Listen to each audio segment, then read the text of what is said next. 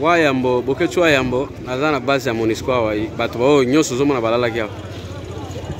Balalaki awa depuis lobi. Bango yeyo. Awa esaka ngonga muketo kimi, ngonga muketo kimi. Masasi. Batusi ba meseni yango déjà. Alors voilà la situation actuelle awa na ville ya Goma Wayambo. Et puis diaspora mobimba bino mo bozomona bato nyonso bozomona balalaki ya si ba saccager déjà dépôt ya Monisco nyonso a toza deva base ya Monisco. Ndenge bozomona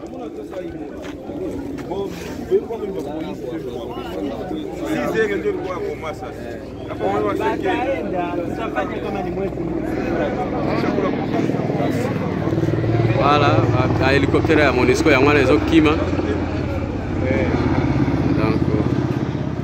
voilà.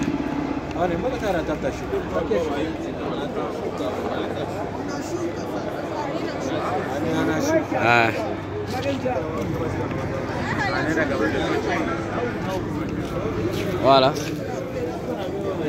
Wayambo, tala yomoko.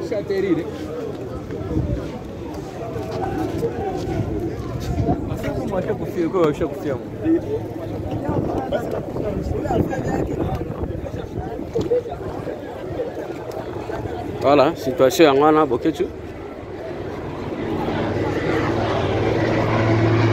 Oh, hélicoptère ezolinga kitame, ouais ezate. Ezongi lisusu. Elinga kita ezongi lisusu.